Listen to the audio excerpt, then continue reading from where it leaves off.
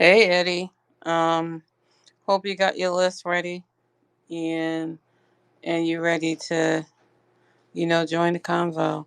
Thanks for stopping through.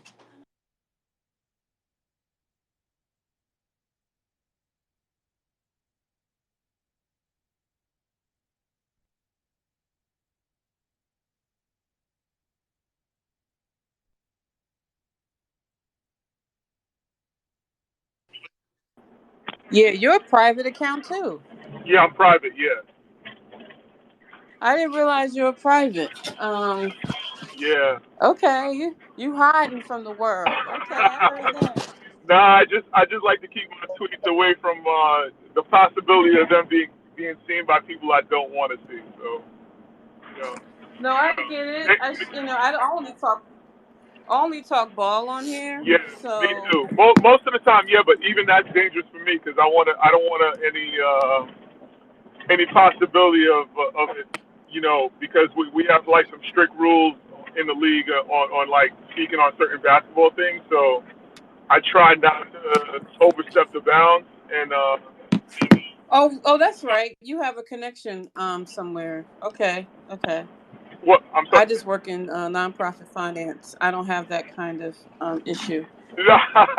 No, don't worry. We're fellow finance people, so it's okay. I'm in finance as well. So I'm not. I'm on the corporate side, corporate finance side. So That's what I was trying to get into the corporate finance side, and they wouldn't even let me.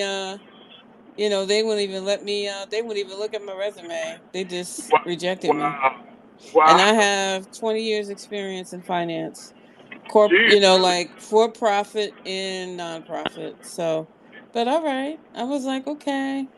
Wow. They Mm-hmm. well, you know what? If you're ever looking and you see something that's interesting, I'll try to see if I could. If you're really interested, you'd send me a resume and then we can talk. All right. Sounds good. Sounds good. If you ever see a position that looks interesting, let me know. All right, we'll let this percolate for a minute. I was considering not doing this room tonight, and just not having a room tonight, and just do it next week for the Redeem Team, doc, and have discussed the Redeem Team doc. I have So to we'll check that see. one out. I have to check that one out. I missed your and one discussion. I missed it. I wanted to jump in on that one. But It I started gotta. off a little light, like like people shy to come to the stage, and then after like 10 times saying "come to the stage," they finally, some people finally came up for the discussion. But I hate just giving a synopsis of the doc without, like, I wanted to talk about some of the other parts of it. Right. So, I'm just trying to figure out. I'm gonna change the rewind to be a podcast to where you have those conversations. You can have those conversations. Like, I feel like with live, the type of stuff I'm trying to do, it's Yeah. hard to capture what I'm like. What I'm trying to do. Yeah. Um, so it's harder to do it. Like Dime Dropper couldn't be here. Another guy pinged me, said he couldn't be here. Like, I'm in his history club, um, like, group chat, and a few of them couldn't be here at this time. It's just, like, and Xavier's here. Hey Xavier, thanks for dropping through. Just waiting for there to be some type of quorum so we can go start going through um these top five for people. I was gonna do guards, but in this group that I am in, they were kept talking about forwards. I was like, let me see if who the top power forwards are. So that's what got me interested. Interested. Now I Now I have have an an echo. echo. Maybe it's me. Hold on. Let me. What I'm gonna do is I'm gonna unmute and speak, and then put myself back on mute, and then you do the same, like, after you speak, so that way we don't have an echo. But Xavier, come up to the stage, because we're going to be sharing both of our top fives, and so that includes your top five. Like, I want to hear everybody's top five that enters the room, and then we'll have a discussion on why that's your top five. And I have a few others because they couldn't be here, and they sent me their top fives. So I think we're just gonna start talking. Forget it. We'll just start talking, and if people want to join, they will join. I just want to. Hey And Jay, and if you Malika. have a top five, bring your top five. I'm trying to hear what everybody's top five are. What you were trying to say, Eddie? No, Malika, I was gonna say you got to forgive me. I'm driving, so this top five is coming off the top of my head. So you got to forgive No, me if that I I don't have mean an that's. official I list. mean, it's what your list is right now. Yeah, yeah, So no doubt, no doubt. yeah, so it's basically as you're thinking about it. Like I'm in alignment with somebody who sent me theirs. Like we're actually on the same page, and he's not here. So I have my list, but I'm just curious of what your list is. So we'll, like, why since you're driving, Xavier, share your top five and why your top five power forwards is what it is. I'll start with you, put you in the hot seat, and then I'll get Eddie in there, and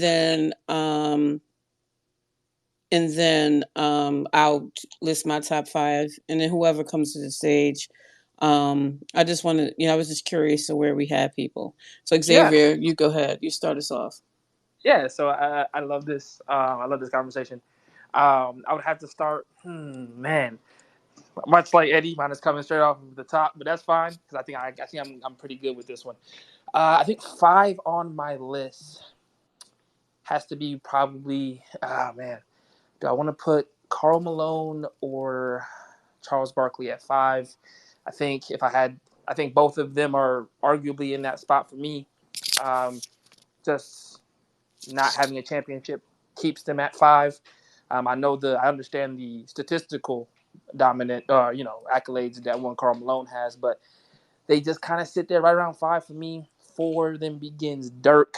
Um, Dirk obviously having the championship, having the MVP, but for me, didn't have the two-way ability that number three has, and that goes to Kevin Garnett.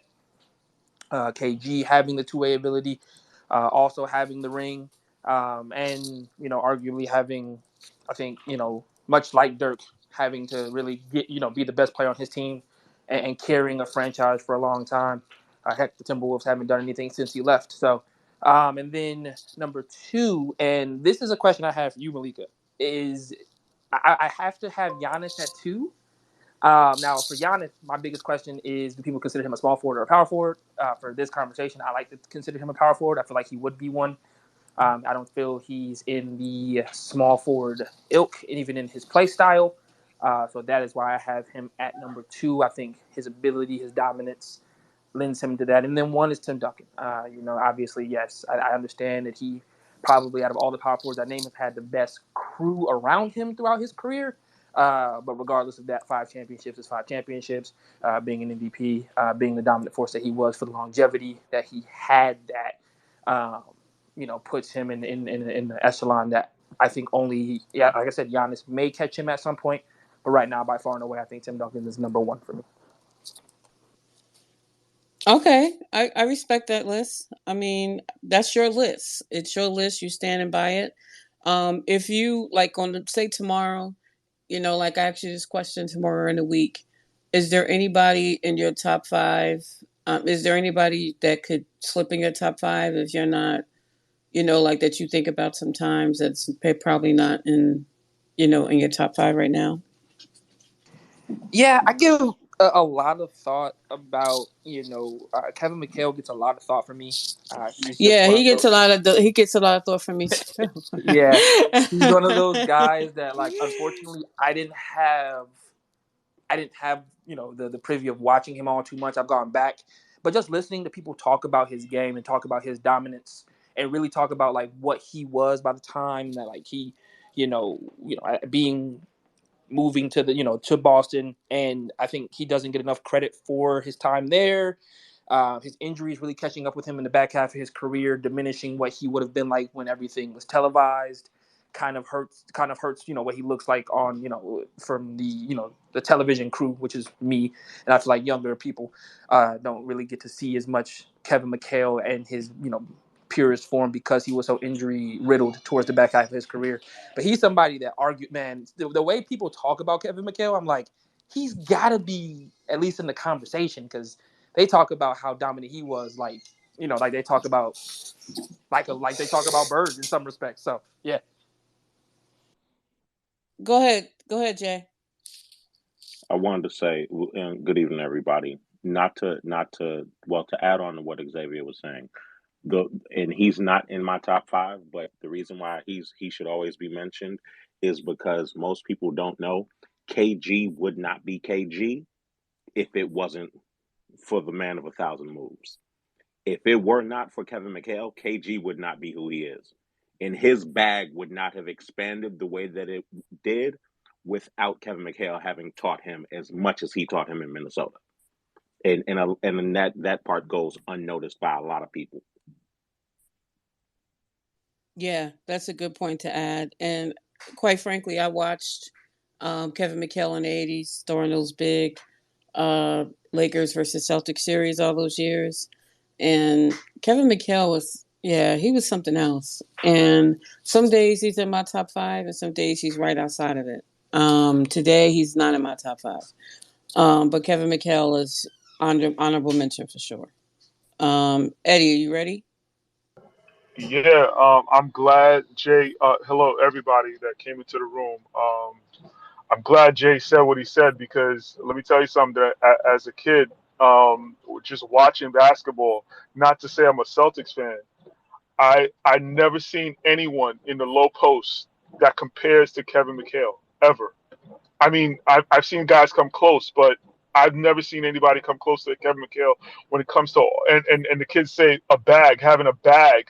This man literally had, like Jay said, he has a bag in the low post, and he was amazing.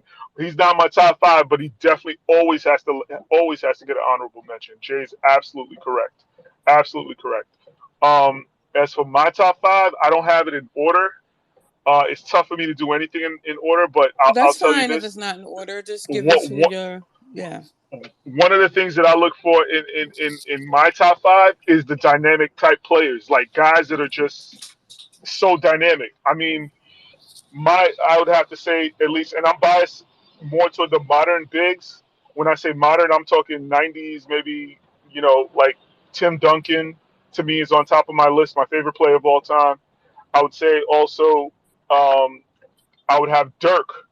Dirk literally, when it comes to the idea of a stretch big, I've never seen anybody like him in that playoff series when Dallas won the championship, that the whole championship run that he had. I've never seen a stretch big just carry, like literally no one can stop Dirk that year. And just because of that performance per se, and just the impact that he had on the game when it comes to bigs taking shots and just dribbling, pull up three, pull up long two, and it was just like water for him. So Dirk is I would have on my list. KG I have on my list. I thought that he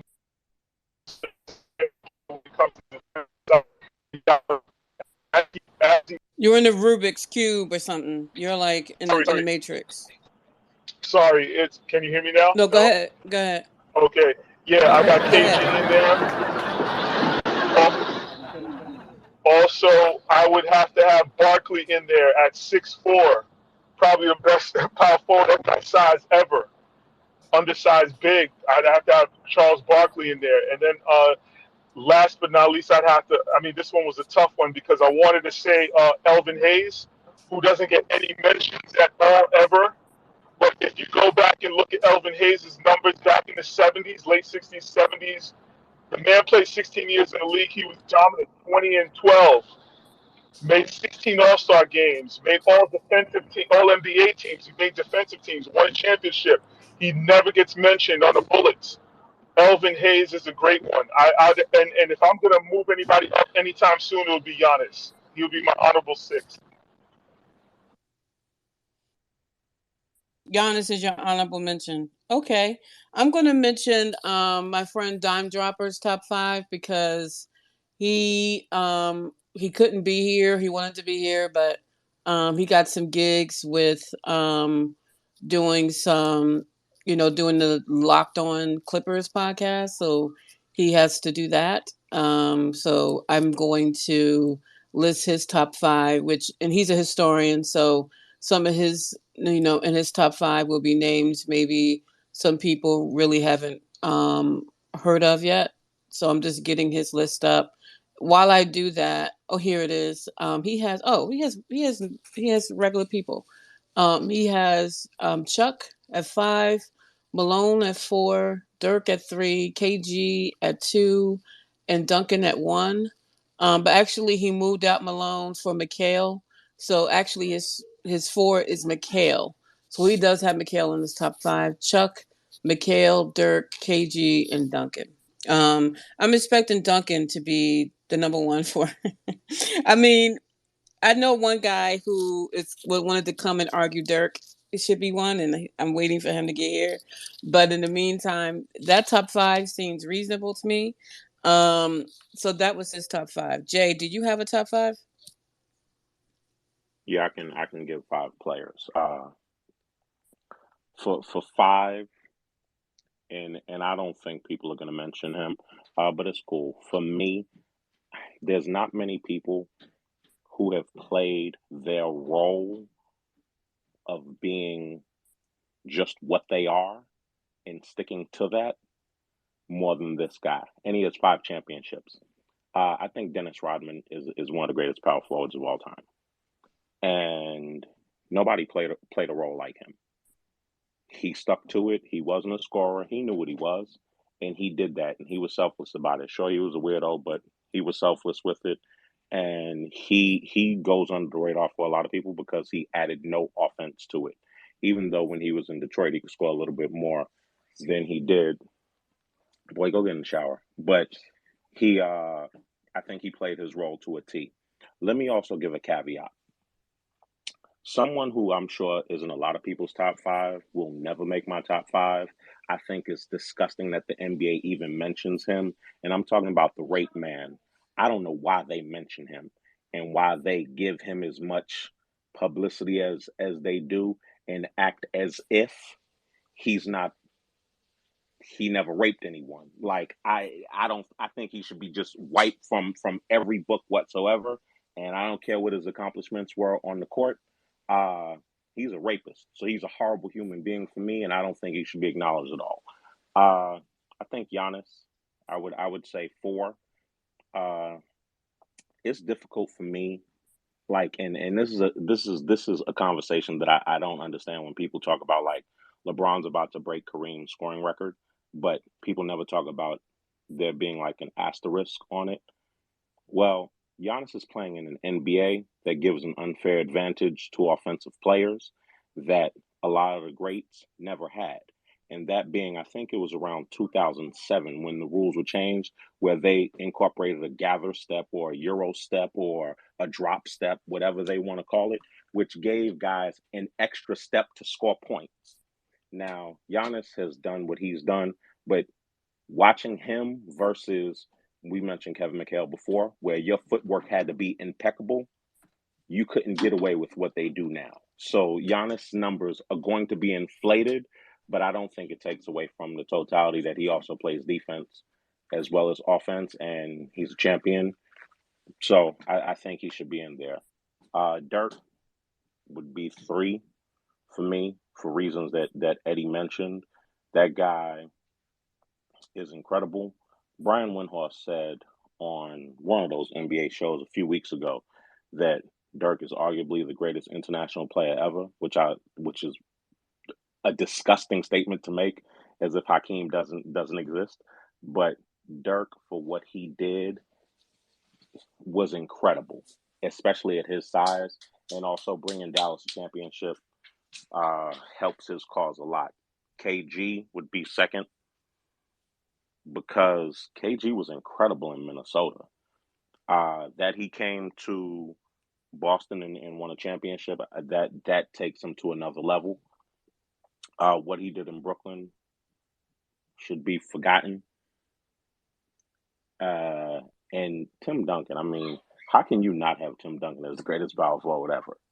Like, I know it's a personal preference, but the guy is. In speaking of Dennis Rodman in terms of playing your role, he played his role to a T. And Duncan was exceptional for San Antonio. I really wish he had left for Orlando so we could have seen what he, T Mac, and Grant Hill looked like. But his career was incredible. And the bank shot, my son not gonna be 7 feet tall, but he be working on a bank shot sometimes. So Duncan is clearly the greatest ever. Plain Thank you, language. Jay. I appreciate you for sharing. I agree with what you said about the rapist. Um, I agree with you 100%. And that's why he's not in my top five. Yeah, he was great, and I did watch him pretty much his whole career, but he's not in my top five. For that reason, Dime, you jumped in. I don't know if you just got a second. Do you want to talk about? I mentioned your top five, but do you want to go through the reasoning behind your top five and mention your top five? Go right ahead. No, Malik, I just got home. I'm in it for the long haul here. I made it. I just know you busy now. I know, but I'm So free. I just got back from Dodger Stadium and I'm ready to go. I saw you were still running the space and I had to get in here. But no, I heard that. yeah. Okay, go through your top five. You missed a few people's, but everybody didn't go. So Go through okay, your top five. I have a question though about Giannis for the room. So I feel like Giannis, he doesn't play like your traditional power forward. He's like a hybrid forward to me. But in today's game, because it's small ball, he's the second biggest guy on the floor. But like the areas in which he operates are not like traditional. Like he plays like a mix of he plays more like a wing to me than like a big wing than a big. Like I don't know how you guys feel about that. Jay, what you got? Me or Jackson State. Oh yeah, there's two J's. I'm sorry. Both. I don't know. All you guys go. I'll give my list after. I want to hear the analysis first. Well, I'll go first because Jackson State by 40, and Jay knows what I'm talking about. First time winning since the '90s, man. Get out of Hey, here. no. First time winning in Jackson, but whatever. It was Jackson State by 40. Let me know when y'all earn y'all's G's back. Rambling alum. Anyway, nah, you're right. And Dom, I would actually want to shoot you a DM because I want to do a series with you, and the historian crew that you've kind of made a community on Twitter because. To me, in the modern NBA, there are 16 roles, but 5 people on the court, and I think we need to start having basketball discourse in a two-dimensional terminology. And I'll give you an example. Like when the Warriors were running that lineup of death, we all acknowledged that Draymond was at the 5, but nobody called Draymond the center. You see what I'm saying? Like we all knew he was a forward, but he was at the 5. And it's the same thing with Steph Curry, which I don't agree with having arguments where if Steph Curry the greatest point guard of all time, because he's not a point guard, he's a lead guard at the 1. And kind of like Allen Iverson. Like Allen Iverson was at the 1, but Eric Snow was the point guard. But Eric Snow was so much bigger than him that Eric Snow kind of was the 2, right? And so and that's for me why Tim Duncan is not a power forward.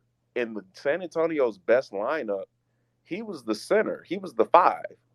Bowen was the 4, or Ori was the 4. Then you had Ginobili at the 3. Then you had I forgot who was at the 2. Whether it was or you had Sean Elliott at the 3, and you had Tony Parker at the 1. But a lot of those closing lineups, Tim Duncan was the 5. And for me, a lot of Tim's career was at the 5. He just didn't play 5 when Shaq was in town. You know what I mean? Like they tried to do their best to keep that. And then with Duncan playing the 4, quote unquote, or listed as a power forward, it's much easier for him to make the All-Star game because now he's not battling Yao Ming, who's going to have all the China voting for him, and Shaq because he's Shaq. And so I've never viewed Tim Duncan as a power forward. I viewed him as a center who could be dangerous from the mid-range, a la, a Kareem. And so, no, you're absolutely right. Giannis is a gigantic lead forward. He's not a power forward. He is the second biggest guy. And yes, he's at the quote unquote 4 position, but he's not a power forward, if that makes sense. No, I totally agree with that. And I think You know, it's funny. I think the power forward position is kind of like, I don't want to sound harsh here, but I kind of think it's like kind of dead. Like if you look around the league, it's all bigger, taller threes playing the four. Like you look at like at least my Clippers, for example, like Nico Batum, Robert Covington. Like these guys are not true power forwards. These are wing players. Like even the Celtics, Jason Tatum, Grant Williams. Like I mean, Grant Williams you can kind of say, but most power forwards were interior players that could stretch it out to 18 feet and we're more like bigs, you know, ready to guard bigs. So, and I think the reason why that position has been removed, kind of quote unquote, is because spacing. You know, people want like a guy to space the floor and stand at the 3-point line with only one real interior player in these lineups. So, it's an interesting conversation. But I say my list. So, okay, well, that's interesting about Hey, Tim can I, Duncan. You know, Dom yeah, my Dropper? bad, Can Jay, I? my bad. No, I wanted to add on to what he was saying. The Go idea for it. that they now push positionless basketball, it's going to take a lot of these conversations away because people are going to act as if a position that a guy may have come into the league playing, like LeBron came into the league as a small forward, and now they look at him like a power forward.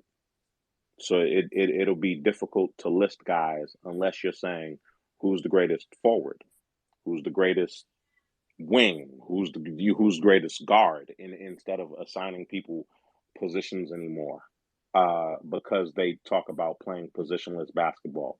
Maybe this is a phase, but like last night, people fiending over Victor, uh, however you pronounce his last name. What's his position going to be? What's Chet Holmgren's position going to be? Because they're tall guys, we just automatically going to say they're centers when the Victor kid clearly has guard skills. That part will be difficult moving forward in conversations like that. Well, I see, think, my yeah, go response for it. is my response is, and this is maybe my engineering brain. We use the wrong terminology. It's never been positionless basketball. It's been traditionless basketball. These guys have positions. Like when Jaren Jackson has his role on the Grizzlies, it's not that he's not playing a position. He's absolutely playing a position. It's just not a traditional position for his height, for his skill set, for his role on the team.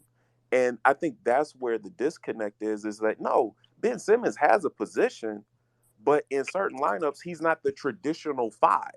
But he's clearly the five, right? But he's not a center. We all agree that he's not a center, right? And so for me, I think if we can um, use correct terminology and then talk about these roles in a two-dimensional way, I think we can have conversations because the Rambling alum is absolutely right. LeBron, you could argue, comes into the league as a gigantic shooting guard. Then he has the small forward role, and now at the tail end of his career, he's a lead forward at the four. And when you use two-dimensional terminology, it gives everybody a way better idea of what the player was and where he was in relation to his lineup. You see what I'm saying? So I think we need to give like what the role is and then the number of the player on the floor. You see what I'm saying? And I think that makes life a lot easier. And now it makes it easier to compare eras because now if I say, well, Allen Iverson was a lead guard at the one, Steph was a lead guard at the one, that's more historically accurate than to say, well, he's a point guard like Isaiah Thomas, when Mhm. Isaiah Thomas was asked to do something very different for his team than Steph was. You know what's interesting is you bring up Jaren Jackson Jr., but I actually think his body type and the way he moves is more like an actual big. Even though he moves well for a big, but I see him more as a big than a big wing. Do you know what I mean? Because he Oh, came in with, absolutely. But when yeah. you look at his shot profile, if you never see him play and you look at his shot profile, you think, oh, he's Oh, just a big wing. You see what I'm yeah. saying? Oh, absolutely. But I think now we got to get used to that. Like even with the center position, like a lot of these guys are just gonna shoot threes. Like as Jay from BK said, like these guys are gonna come in like in terms of skill set looking different. I guess where I make the differentiation is their body types and like the way they move. But I guess all right. So my list, I'm curious at where your guys' was. Malika, what was yours? Let me hear yours. Yeah, I didn't even give mine yet. Oh, Mine, come on now. yeah, mine. I have like I have number 5, I have KG. 4, I have Barkley.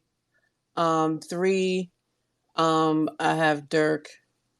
No, I have Dirk too. 3, I'm gonna put. I keep I keep going back and forth. I don't have anybody current on mine. Like I keep going back and forth because I did love Karl Malone when he played, but he doesn't belong in here. So I guess I'm gonna raise up Mchale.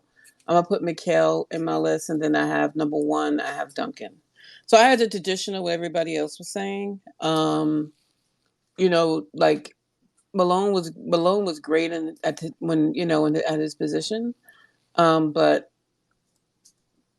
he is who he is, so I can't put him in my top. But Oh, that's okay. So that's who I have. you just don't want to give him the satisfaction of being in your top 5. Technically, he should. If he didn't do what he did, he would be in my top 5. Fair enough. I guess you see, you took my 5 now. That was gonna be my 5. I can't really rank them because I need to watch more film, as you guys know. Like I can't. The I don't know how you're KD. going to do that, but the way that the NBA is, controlling old games, Hey, you're going to have to catch them really really quick, I'll go through before the they're taken off. I'll go through the ends of the earth to find my classic games. I will. Nothing will stop me. I will do whatever it takes. I'll pay whatever it takes. I'll do anything. But I will say this. So I can't really differentiate some of them, but I will say this: Duncan is my number 1. I got the pleasure of watching his last 10 years or 11 years. I mean, that guy. I could go on and on about him. And then I'd say, yeah, those next 4: Mchale, Barkley, Kevin Garnett, and Dirk would be my next 4 to round out my top 5. But as far as Garnett and Dirk, because they were in my era, I just don't know who I would take over them because I know the arguments. Like the argument with Garnett over Dirk is that he's way better two-way player. And then the argument with Dirk is, well, he got his team and won that championship as the clear-cut lead dog, whereas KG had Pierce with him that closed out those series. It's a very tough argument. I don't think there's any wrong answer there. But those 3, Duncan, Garnett, and Dirk, are the best 3 I've ever seen in my life. And then I would say Chuckster, and I just like Mchale more than Karl Malone. But I would be that top 5. I also want to give a special shout out, though, to Bob Pettit. Even though the sad part about Bob Pettit is we have no film of him playing in full games, but what his resume is unbelievable. And for him to beat Bill Russell's Celtics in the finals, even though Bill was injured, is an incredible achievement. And for him to not average, but score 50 points in a championship, and just his every single year he played, he made the All-Star team. Like, I think he was the best power forward ever for a long time. Like, for a very long time, I think Bob Pettit was the best ever. Up until, I guess, I feel like Barkley and these guys, the first power forward in your list, the earliest one is the 80s. You know what I'm saying? So I think Bob Pettit had a good run of being the GOAT power forward for like a good 20, 30 years of the league's existence. But, yeah, I just wanted to give him a shout-out. No, that Do, was a do cool you shout think? Do out. you think? Go ahead. Do you Sorry, think go he was ahead, Eddie. better than? Sorry about that. Do you think he's better than Hayes, Elvin Hayes? Oh, that's a great name. I forgot about him. He was my 5th guy. So I had a similar list to you and to Malika, but my only the only one that was different was my last one where I had Hayes at my 5, at That's my 5th. fair.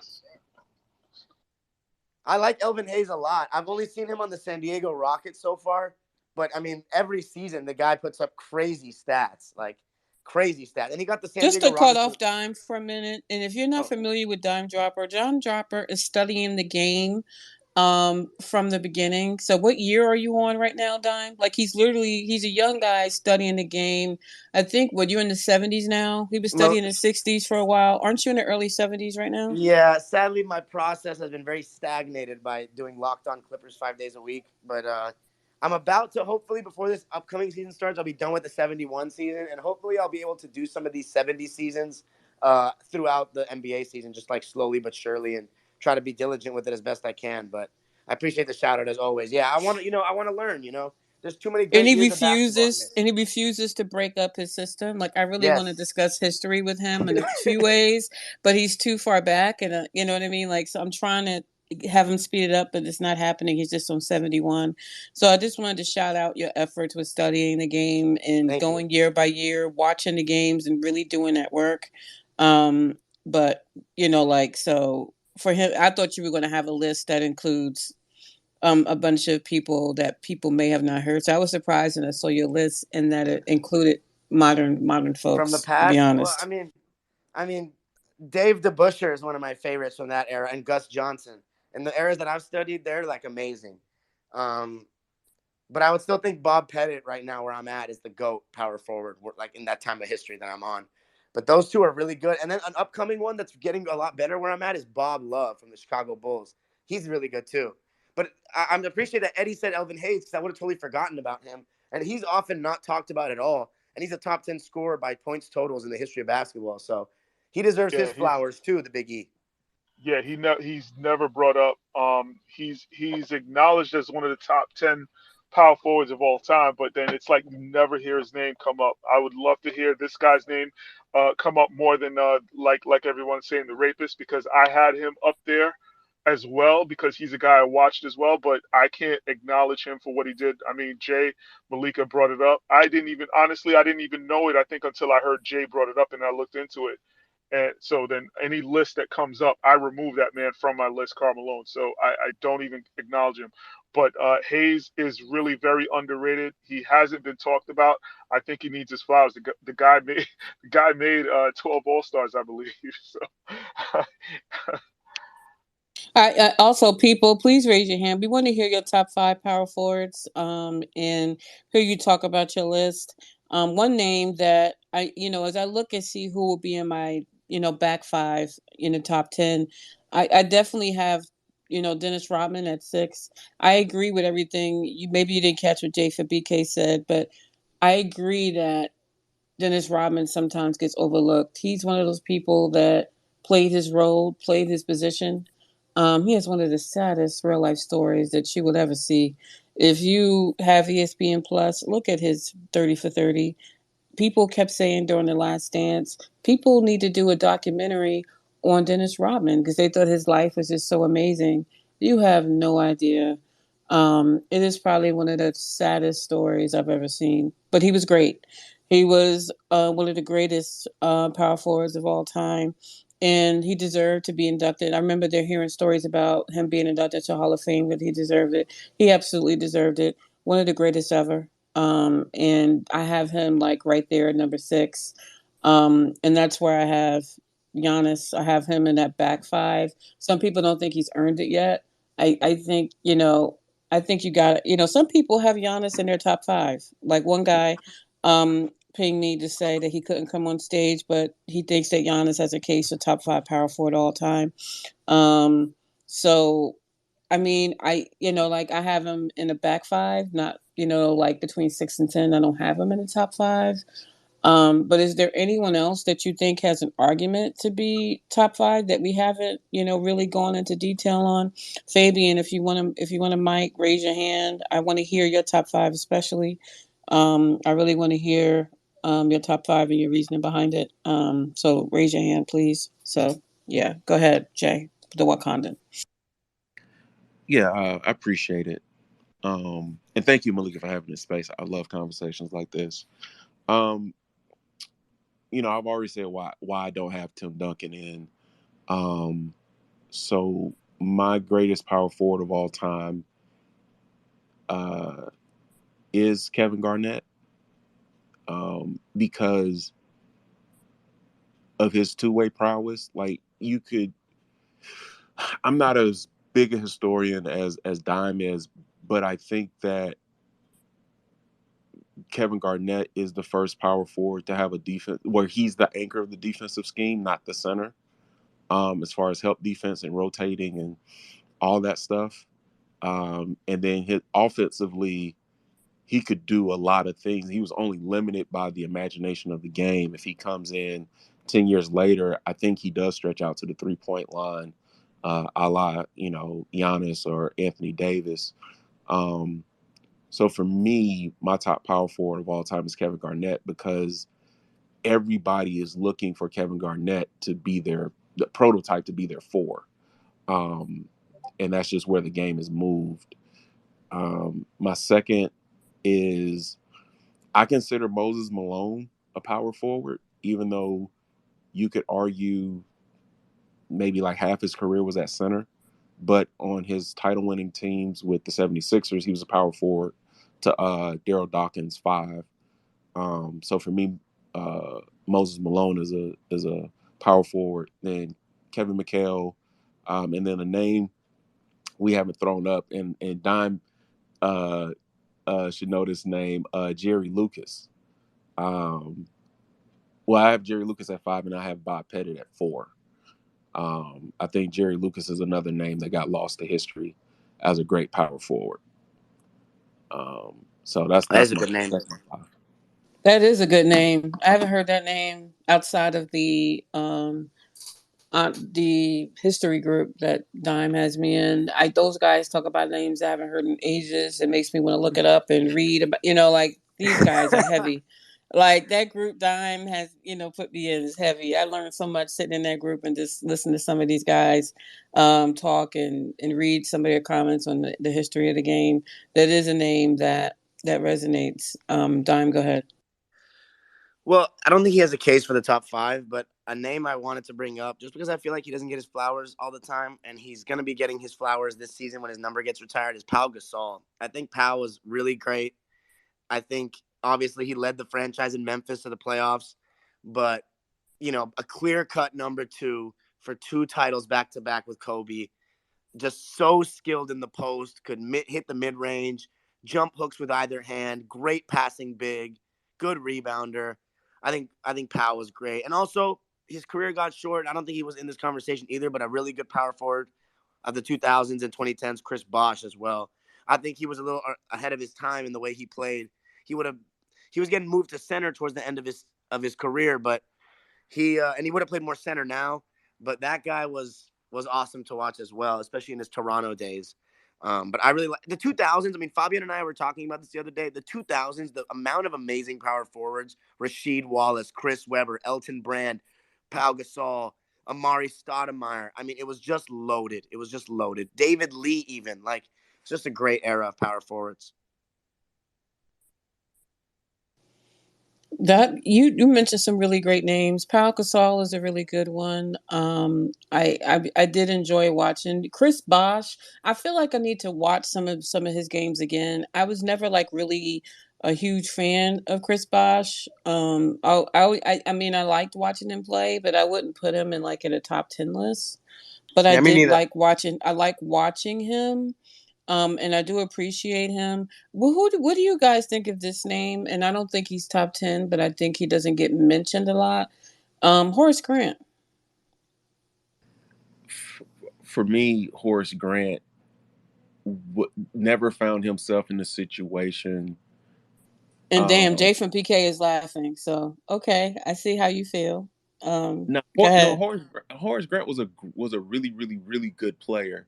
I think what sells him short, or where he stops from being great, is that he was the clear cut number 2 on a lot of really really good teams, championship teams, but the gap of his 2 to the 1, because you're talking about MJ to Horace Grant, or you're talking Shaq to Horace Grant, the production, um, he he's so much closer to being the third option. If you look at his production versus Penny's production, or his production versus Scotty's production, or BJ Armstrong's production, is I think that's what keeps us from really acknowledging Horace Grant's greatness, right? Because I like the agree. gap. Also, I actually agree with you. I was just curious of what the thoughts, what the like opinion was I take of Horace him. Grant over Rasheed Wallace. I think Rasheed Wallace is overrated. Oh no. Wow. Oh no. Wow. Interesting. Look I at his career wouldn't. numbers. I wouldn't. I Look at wouldn't. But okay. Rasheed's no Rasheed Wallace. Like if we're talking about hip hop, Rasheed Wallace is like MF Doom. If you into him, that's your dude. But when you look at production and what he's done, he's not better than any of his peers. But the lane that he carved is immaculately only his. And that's what Rasheed Wallace is. Like, he doesn't even have like 15,000 points or 16,000 points. Like, and he played forever. So, like, when you really look at Rasheed's numbers, he doesn't have the impact on court that he had culturally. I hear you. We have Sean with the W on stage, and I want to hear his top 5. But he made a point in noting that he doesn't care what anyone's list says as long as Dirk is over KG. That's all that matters. So let me hear his top 5. Then we go Eddie, and then to Hey Jason. Malika, can I? No, I wanted to speak on Horace Grant. Okay, go right ahead. Then we go to No, I Sean. was Go going ahead. to say the reason why I was laughing is not that well, he's not anywhere close to my top 10. But I laughed because you reminded me when you said his name, you reminded me of what his response was to The Last Dance. And that's always funny to me because I know it was the pandemic and we were down so bad and people were just loving on The Last Dance. I had to stop watching it because I knew it was so many lies in that thing. That's why I was laughing because of Horace Yeah, it Grant's was, and I'm an MJ response to The fan, Last and I Dance. knew it was. I knew it was propaganda, but I Oh, still like the I Last knew it Dance. was lies because that man was talking. I mean, they were doing everything he had going on at that time, and they never once mentioned that he had a wife. Like, come on now, can we stop? How believable is this story that this man was just doing everything and wife and children ain't brought up at all? But no, I was laughing because of the Horace Grant with his reaction to Michael Jordan in The Last Dance. That's always funny to me. Yeah, yeah. I think he had other motives too, but that's just me. Sean, what is your top 5? I'm curious of where you come in at. I'm telling you, I really don't have one. All I care about, as long as his Dirk is over KG, that's all I care about. I mean, listen, okay, Timmy is. I'll say Timmy's number one. Timmy is that dude, and I will accept no Timmy slander. So I'm actually looking at this list. I'm actually surprised they have Dirk at number 2. Um, I mean, you can make the case for like Kevin McHale was a bad dude. I know it's a lot before a lot of our time. Um, I actually think Karl Malone is actually slightly underrated now because he's just seen as the dude that played in Utah to put up these points and ain't win no rings. But he was a bad motherfucker. No, we respect Carl, but because of His foolishness. yes, we're not mentioning his name this evening, but he is a Oh, great, and if it wasn't for that, he would be in the top 5. okay. I mean, listen. OJ is one of the greatest running backs of all time, no matter what he did. I mean, if you're gonna have a conversation, but I respect the room. I respect the room, so I will fall back. That is a Uh, good point. He Because went with OJ was one OJ slanderous was name. great. He went with one slanderous name after another. You were Sean. You on a roll tonight. no, OJ was great. He was he like he Ain't was. nobody bringing up OJ though. Orenthal can go sit over there But hey, with his nice Orenthal suit. Was a bad. He was a bad man. He was a bad man. All right. Anyway, listen. But like I said, I'll respect the room. So, um, actually I What wanted do to you think of cite. Kevin McHale? What do you think of Kevin I McHale? think Mchale's underrated. I think Mchale, and not that I saw Mchale play that much because he's a little bit before my time, but I think because Mchale just sees the guy that played Larry Bird, like his footwork, his moves, his like he could like when it came to creating your own shot, he was as good as anybody. Yep, Anybody. I agree with So this. I don't think that he's just riding his coattails. So like if you put him, you know what? Now I'm gonna write. Now I'm gonna write a list because now I'm looking at this the list that NBA.com has here. And wait a minute, Anthony Davis number 8. Can we settle down? Eighth? Okay, whatever. He's really Um, good. And yo, no, listen, we but forget about eighth, Anthony Davis, man. but eighth Yeah. in the Yes. in the history of the entire basketball NBA. I don't know. Okay, put it to you like this.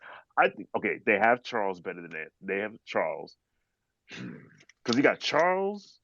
And I think Chuck is underrated too, because now Chuck is a dude on TNT who cracks jokes Yep. and says everyone now is whack and you can't hating on the Warriors and stuff like that. But I would say, okay, Tim 1. Since they have Dirk 2, I'll put Dirk 2 because I catch a lot of heat when I say Dirk better than KG, and I just say look at the 2002 first round when Dirk averaged like 34-17 on KG, which That everyone is that said. when he got hurt? Oh, KG? I don't think he got. Nah, I don't think he was No, hurt no, that year. When Dirk hurt his knee. No. This was. I'll look it up. But it was two. It's either 2001 or 2002. They played in the first round, and Dirk gave him that work, and everyone seems to forget this. Um, I will put. I could put Chuck above Carl. I will not mention his name. My bad. I'll put Chuck 3. I mean, if you have him in your list, you have him in your list. He's not in mine, but if he's in yours, he could be in yours. I think Mchale's in the top 5, and I will put. I mean, I don't want to I'm not gonna. So the Giannis thing is interesting. Them having him at 3 is like, I don't like he can get there, but okay, is Giannis better? Okay, I am actually comfortable putting Giannis above the mailman.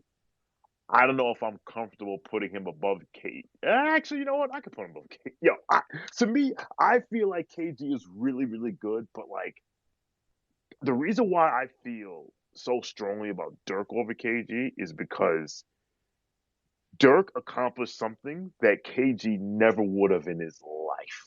It's to be the clear-cut best dude on a championship team. And not only a clear-cut dude on the championship team, but to beat the Heatles with no true all-star with him.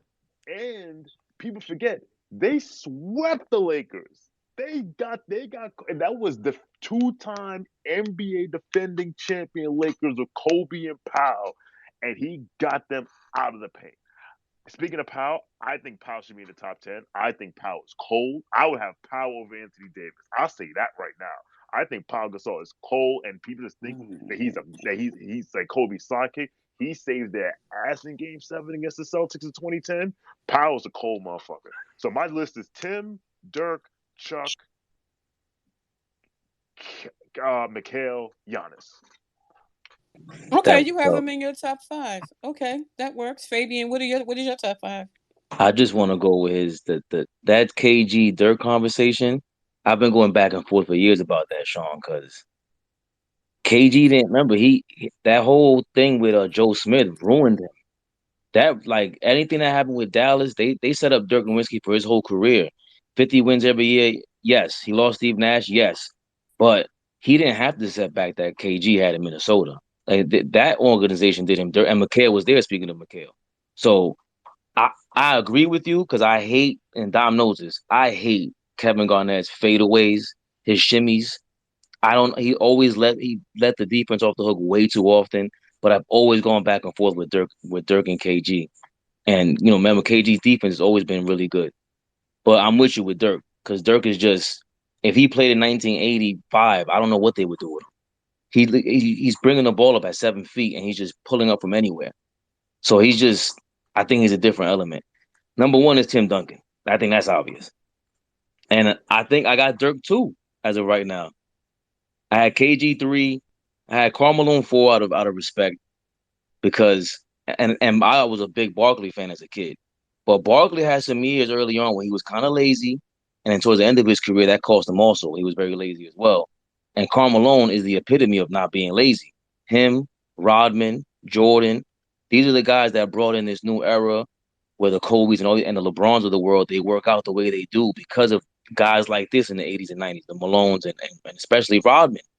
And I don't have Rodman in my top 5 because I think offensively he just lacked too much. But for him to be that good defensively, and But even defensively and with those I mean, Rodman played his position and he played to his strengths.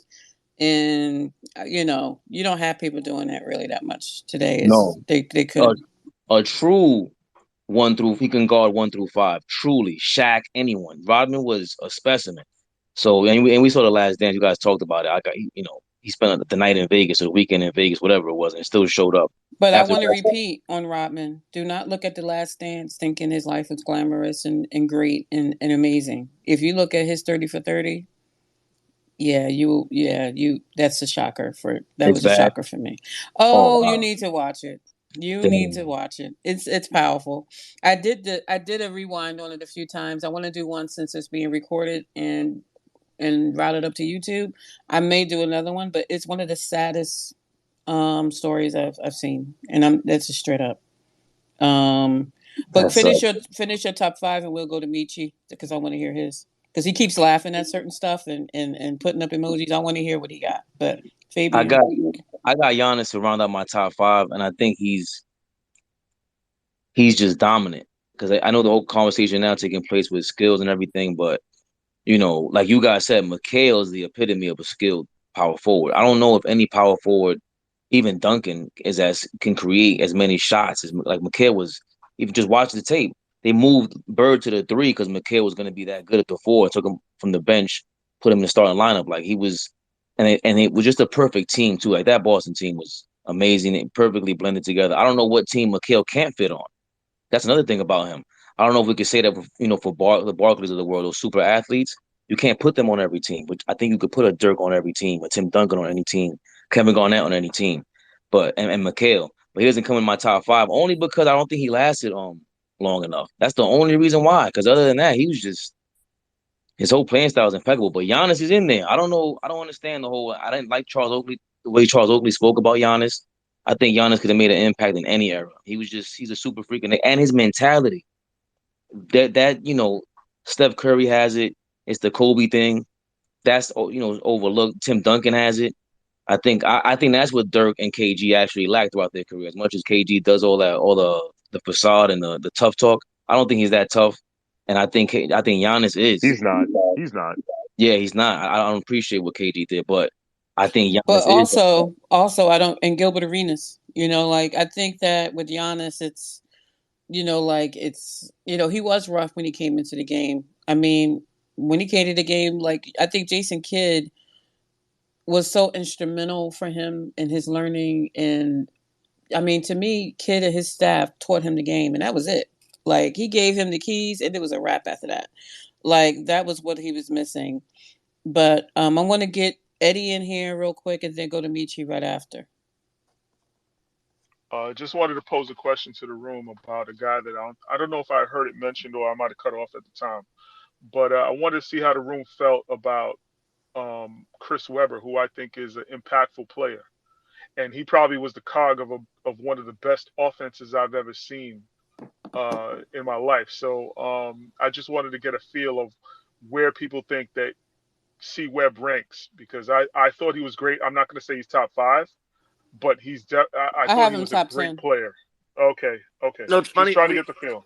Me and Fabian were having this conversation about him the other day because I was in a thread on Twitter where somebody was saying that Blake Griffin should be in the Hall of Fame because Chris Webber should be in the Hall of Fame. And mind you, I'm a Clipper fan, so I love Blake Griffin, but I thought that was a little much considering what Webber did with Sacramento and the Michigan Wolverines.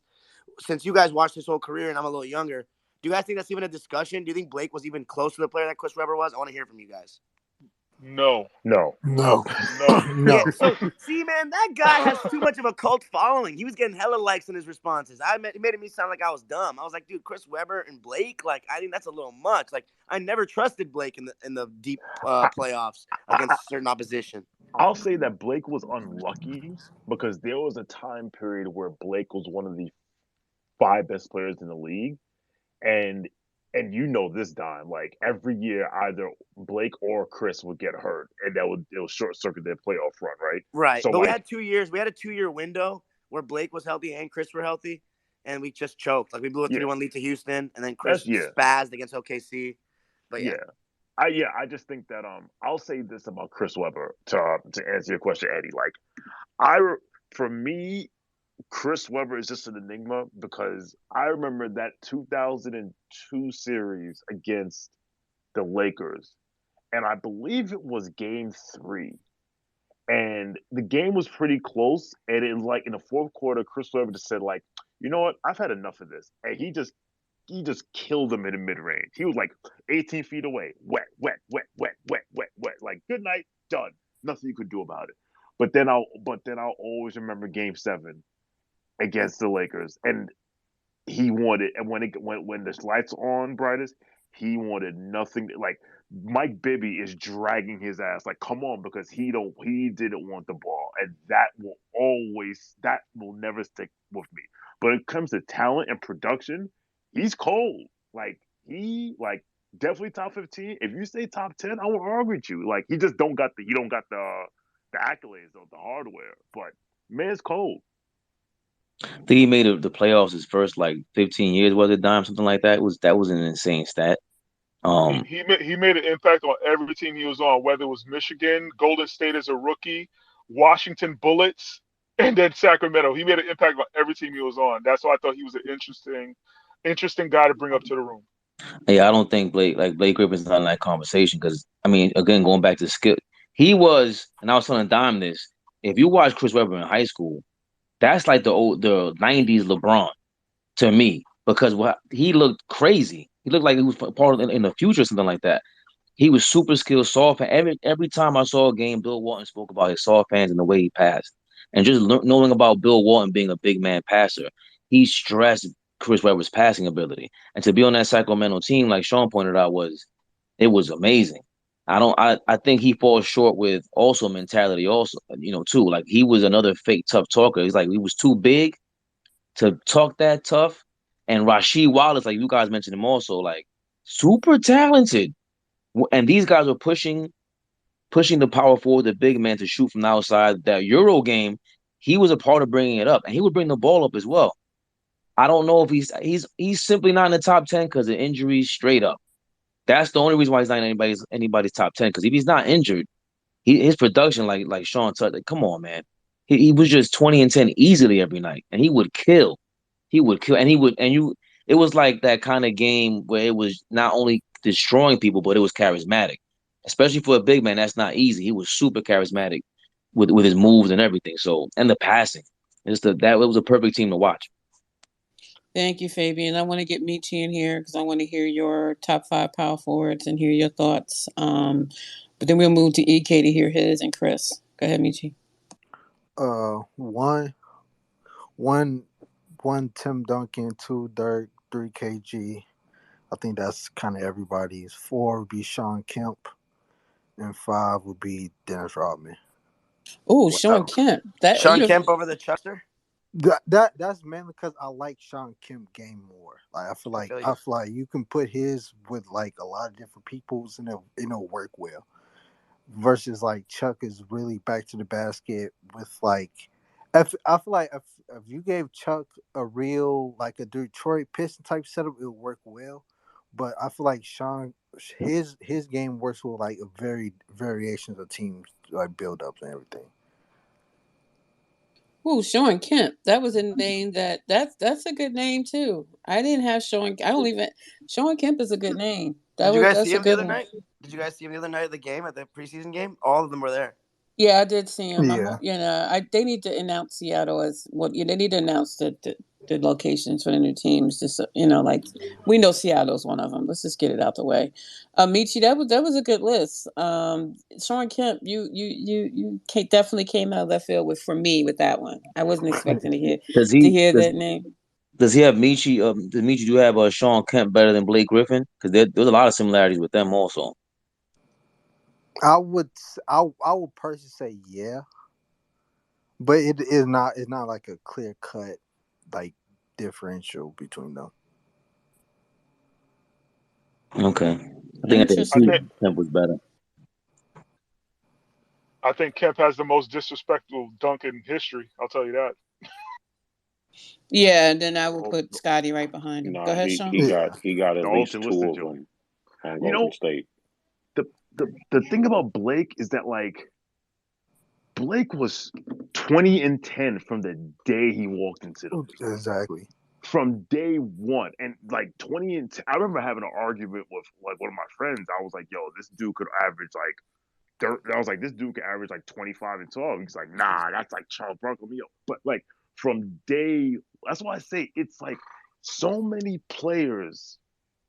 Their legacies are shaped by things that are out of their control. Because of, like I said with Blake, if like Dime said, they only had 2 years where they was like, okay, it's them and Kim and Chris and DeAndre, they're healthy. All of the time is Blake was hurt, DeAndre's hurt, Chris is hurt, Doc's being Doc, Vinny Del Negro's an ass clown. But this dude was 20 and 10 from day effing one in the league. It's a shame. Like I'm a really big Blake player. Like his career, he deserved better for his career. Yeah, thank you, Michi. EK, do you have your list of the top 5?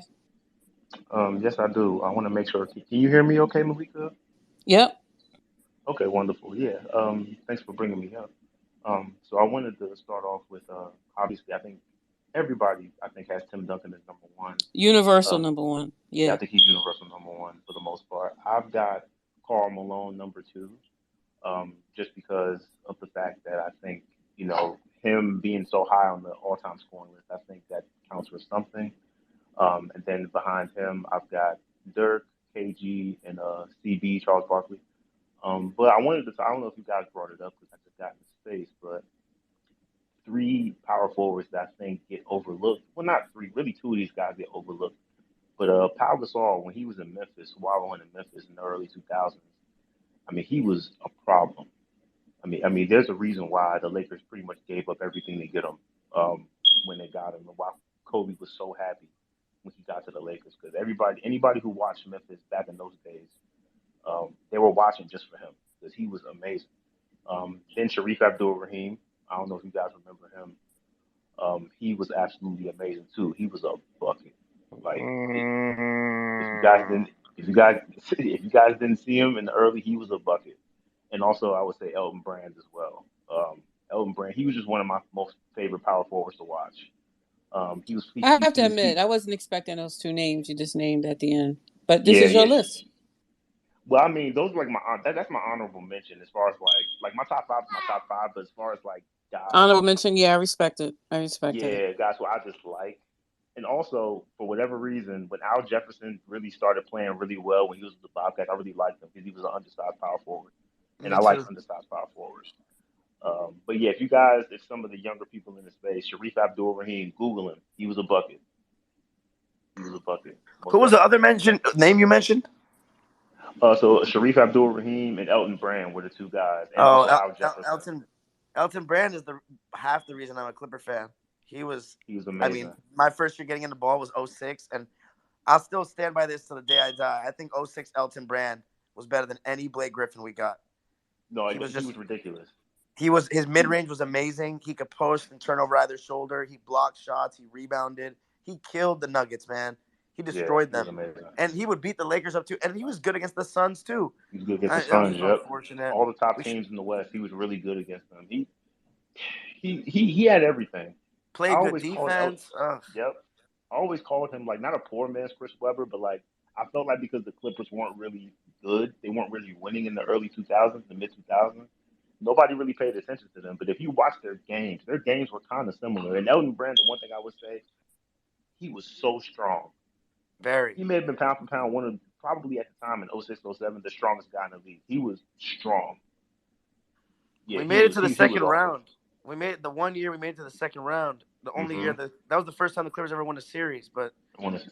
Raja Bell hit that stupid three, and then Steve Nash made a game winner in Game 3, and Mm-hmm. that pissed me off for years. And then obviously he Yeah, tore his man. Achilles, and then Philly, he was yep. never the same after that. Yeah, went to Thanks, Philly guys. I after want to that and was get never a. the same. Okay, yeah, EK, yeah. Let you finish up. I want to hear Chris's top 5. Oh yeah, sorry. Yeah, I'm done. I'm done. Thank you.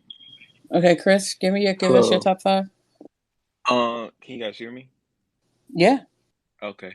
Wait, I have a quick question first though. Is Giannis really a power forward though? Yeah. Because I think in the majority of his career he's been well, I think at the start of his career he was a small forward and he plays on the perimeter so much. But that's besides the point. My top 5 is Tim Duncan number 1, Barkley 2, um Dirk 3, KG 4, and Mchale 5. Okay, I respect your 5. Is there anyone? This is a general question I was asking everybody. Is there someone on your that's not on your list that's sitting right outside that you need to have an honorable mention for? Oh, I have two. I have two real quick. Amari Stoudemire and Rasheed Wallace. Okay. Okay, Rasheed Wallace. There's that name, Rasheed Wallace. We talked about him a little bit. What did you like about Rasheed Wallace? Well, he's probably one of the most talented just basketball players. Like ambidextrous, can shoot. Like he would be like almost probably he'd probably be a max player right now. If he was in the NBA right now, he could defend. It was just like motivation with him. I think Tim Duncan even said it too. He said that he was probably more talented than him, but it was just like a motivation thing. It was weird with Rashid. Rashid was just one of my favorite players to watch, though, because he could just do everything on the court. He could pass, Who was shoot, your defend. other? Who was your other honorable mention? Stoudemire. Stoudemire was another one of my favorite players. Just watching when I was growing up, like his his ability to just his quickness, his face up game when he dunk on dudes. He's just so skilled offensively. He was just so much fun to watch, especially on those Suns teams. Uh, at the time, that was like one of my favorite teams to watch, especially because of Steve Nash. Steve Nash is one of my favorite players. So that those Suns teams with Nash and Stoudemire, watching them do pick and rolls, that was a great time in basketball. Thank you for sharing that. Now, Amari Stoudemire was a Knick. Sean, what is your opinion on? And Fabian, what is your opinion on Stoudemire? Stoudemire was. I think the microfracture surgery was what robbed him. The knee issues that he had, like, couldn't defend. I'll tell you something right now. Couldn't defend a lick, but whatever. There was one guy that gave Timmy trouble guarding from day one, and that's Amari. And Amari had one move. He got the ball on the elbow, and he would go right, and there was nothing you could do about it. Period. End of story. So I big up Amari, and I'll say this real quick about Rashid. I joined when Jay was talking about Horace Grant's better than him. I was like, all right, whatever. Rasheed Wallace is one of the 10 most talented basketball players I've ever seen in my life. Understand me on this. In terms of pure talent, there are not 10 players better than Rasheed Wallace. He could shoot the three. He could take you in the post. His shot was unblockable. He could rebound. He could defend. He could block. He like Jim. If he ain't wanted enough. Like if he wanted it, he would be unfuckwittable. Top 10 most talented players on pure talent I've ever seen. Period. Rasheed Wallace. Wait, top 10 most at anyone, any position? Most talented. Period. He's top 10. There's nothing he couldn't do. There's nothing he couldn't do. It all came down to it up here. I'm pointing to my head. If he wanted it, like it's frustrating. Like his career should have been way better than it was. He thought it was. Yeah, my last. Let me just get this in real quick. James, if you can come up to the stage because you had an interesting list. James in the audience list includes Ralph Sampson, Rudy Tomjanovich, Sean Kemp, and Dolph Schayes. Do you have any comments? Do you want to say anything about this list? Raise your hand. But Ralph Sampson in there, I'm just curious of what your thoughts are and why you have and why your list is what it is. I appreciate it. But go ahead. In about 5 minutes, I'm have us go around and give our last thoughts on the power forwards. Our next top room is going to be centers. I was supposed to do this like a few months ago, talk about the top centers all time.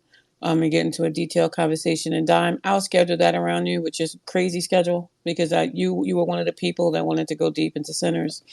But our next room is going to be going over the Redeem team, talking about that doc in detail. That'll be next week, is it Davies Friday. But let's go around to let's finish this conversation you guys are having, and then we'll go around for last thoughts on the power forwards. Maybe talk about your favorites now, your favorite 2 or 3 now, and then we'll phase out the room. That's how we'll do the last thought.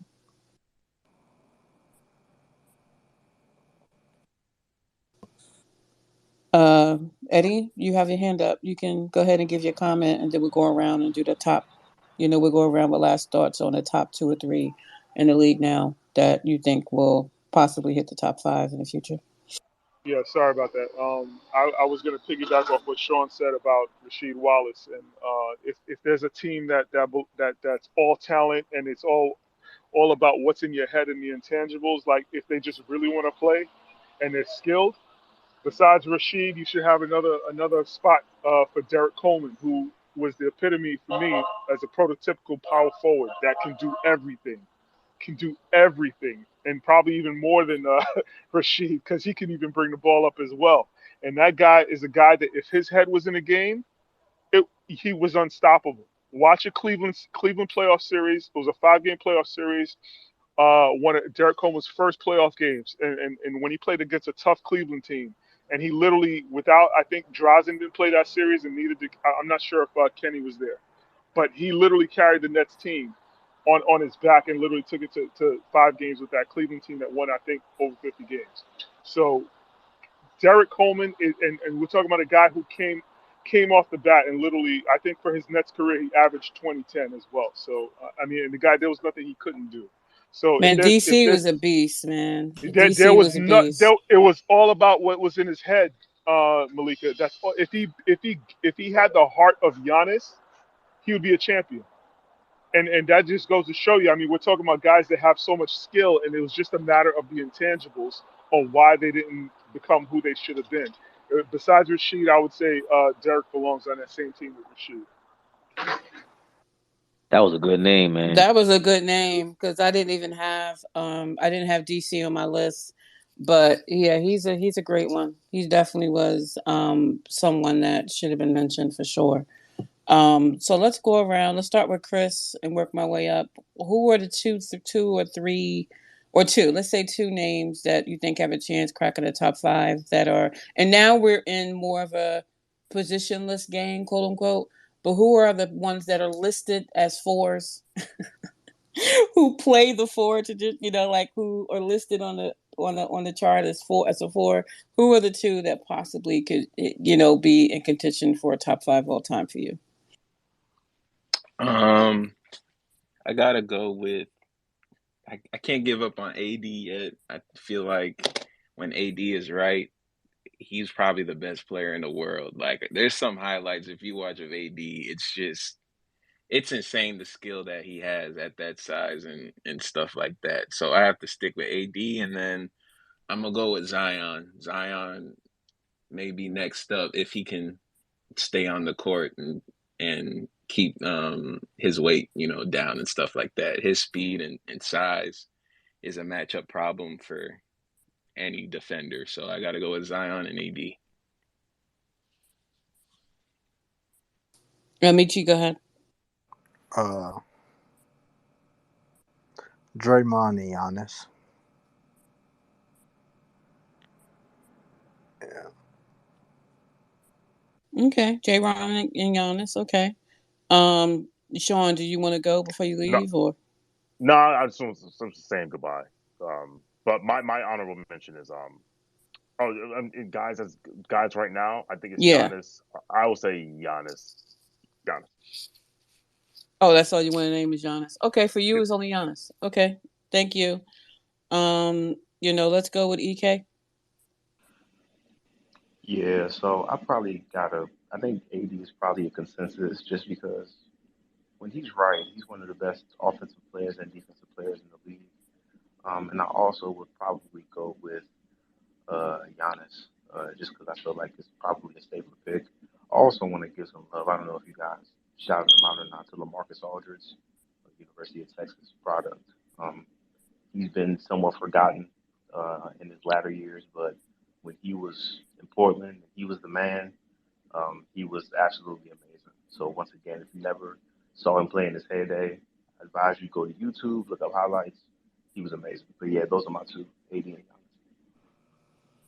Fabian. I think Giannis and AD showed us enough that if they stay on, then they have a chance to crack that. They got to stay healthy, especially Giannis. But AD is more like that's the mentality thing that we talked about before. And then I think for the two new kids, Zion looks crazy. Like if he stays healthy and he has the same mentality, he's gonna. I think he has a shot for that as well. And the rookie from last year is Evan Mobley. That he looks like a combination of Tim Duncan and Kevin Garnett. So I think he has a chance, but again, he got to bulk up. He needs more. We got to watch him some more throughout his career. But out of those two young guys, Zion and Evan Mobley, and from what we've seen so far, AD and Giannis got a chance to crack. I mean, Giannis is already my top 5, but AD has a chance. He's just more or less mentality and health. Jay. Yo, son just took my. I was about to shout out LaMarcus Aldridge because he's definitely forgotten about. My goodness, going back a few minutes ago when y'all were talking about people who, if not for injuries, a guy who's oftentimes forgotten. Antonio McDyess was whew, that man was disgusting when he was playing. He's a guy who I'd like to have seen his career without injuries. Currently, though, I think 3J is not respected enough. Yo, 3J, man, I'd trade damn near anybody on the Nets to get 3J. That guy is a player, and one of the reasons why, and I'm gonna give a second guy, but the second guy doesn't fit into the 3J mode because usually when we have conversations about who the best are, people don't think about do they play offense and defense. 3J plays defense, high level defense. And I say that because I forgot who was speaking earlier about they think Dirk is better than KG. You think Dirk is better than KG if you're not factoring in defense. If you're factoring in defense, it's not a question because one of them played it, one of them didn't. And one of them played at a high level. And 3J plays defense at a high level. And he's a guy who's oftentimes overlooked. Sometimes he's a center, but they got Steven Adams. So power forward wise, I think 3J is oftentimes overlooked. I was going to say Mobley because, yeah, I think that kid is incredible. But now that he's slid back over into a position that I think he is and not center, I think if Cat had a kill mentality, I think Cat is ready to take that next step. And he should be the alpha dog on his team, but it's clearly Anthony Edwards. But Cat has the talent to when people talk about best power forwards in the game now, he has the talent to be in that 1-2 conversation. Yep, he's one of mine. Actually, Dime. Who are the two we should be looking forward in the future that could possibly crack this top 10? Well, I think it really comes down to what we define Giannis as. If Giannis is a power forward, then I think you can make a case that he's already there. You can make a case. And I'm big on history, obviously, but what he's done already, I just don't think he – in the 2000s, do you guys think he would play power forward or small forward? Like, I think that's a conversation. But other than that, nah, I don't see anyone. I've lost hope on Anthony Davis. I used to like him a lot, but I've lost hope. I don't think he's going to get in this conversation. That's just my opinion. Nobody else, because I don't think this position is really like – I personally think the power forward's dead. That's just my opinion. It is. But yeah, It's kind of one of the last dying breeds positions. That's the only. Well, I just think there's wings, bigs as mostly centers and guards now. Right But now, yeah. Jaren Jackson Jr. though, I agree with Jay he kind of looks like a power forward to me. I just don't think he's going to touch this conversation either. I like Fabian's shout about Evan Mobley though, so maybe I'll go with Evan Mobley and Giannis. Jay, you wanted to get in? Yeah, I wanted to ask him a question when he was referring to what do we think Giannis would play in the 2000s? Are we talking about the early 2000s? And when I say that, I think that there's some credence, even though I don't fully agree with what Charles Oakley was saying about Giannis. But I think there's partial credence to what he's saying because we've, as raw as Giannis was when he started, we've never seen Giannis play a game that's not today's game. The way he plays now, you couldn't play that in the early 2000s. You couldn't play that in the 90s or the 80s because they were not allowing 3 and 4 steps.